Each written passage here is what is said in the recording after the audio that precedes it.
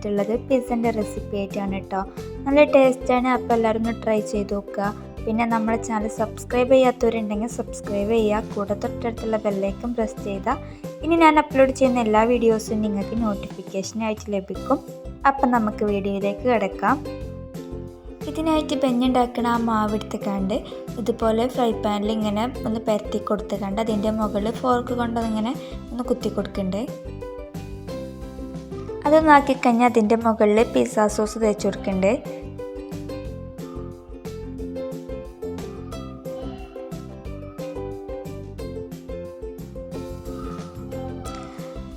അപ്പോൾ അത് മുഴുവനായിട്ടൊന്ന് സ്പ്രെഡ് ചെയ്തതിന് ശേഷം അതിൻ്റെ മുകളിൽ കുറച്ച് ചീസ് ഇട്ട് കൊടുക്കുക.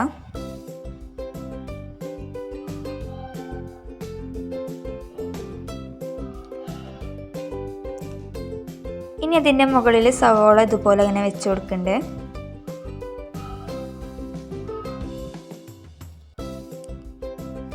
അത് വെച്ച് കൊടുത്തതിന് ശേഷം അതിൻ്റെ മുകളിൽ 2 മഞ്ഞ ക്യാപ്സിക്കം വെച്ച് കൊടുക്കണ്ടേ.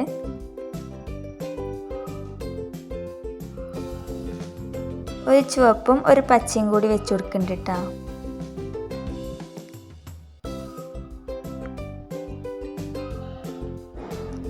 ഇനി ഇത് വെച്ചെടുത്തതിന് ശേഷം 2 സൈഡിലേക്കാണ്ട് ഇങ്ങനെ തക്കാളി വെച്ച് കൊടുക്കണ്ടേ.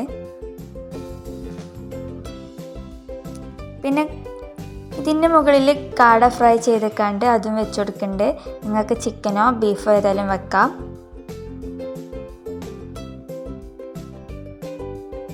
ഇങ്ങനെ മുഴുവനായിട്ടൊന്ന് വെച്ച് കൊടുത്തതിന് ശേഷം അതിൻ്റെ മുകളിൽ ബാക്കിയുള്ള ചീസും കൂടി ഇട്ട് കൊടുക്കണം.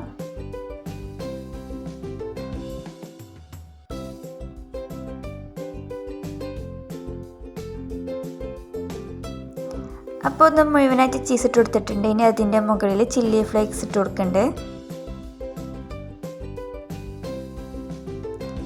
ഇനി ഇത്തിരി ഒറിഗാനോ ഇട്ട് കൊടുക്കണ്ടേ.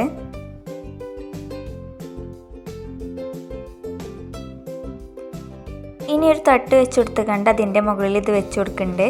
എന്നിട്ട് ഇതൊന്ന് അടച്ച് വെക്കുക. എന്നിട്ട് ഒരു 45 മിനിറ്റ് ഇത് ലോ ഫ്ലെയിമിലിട്ട് കണ്ടൊന്ന് വേവിച്ചെടുക്കണ്ടേ. അപ്പോൾ ഇതായിട്ടുണ്ട്. ഇത് ഓപ്പൺ ചെയ്ത് നോക്കാം. അപ്പോൾ ചീസൊക്കെ മെൽറ്റായി വന്നിട്ടുണ്ട്. അപ്പോൾ പിസ്സ റെഡി ആയിട്ടുണ്ട്. ഇനി ഇതൊന്ന് കട്ട് ചെയ്ത് കണ്ട് കാണിച്ചു തരാം.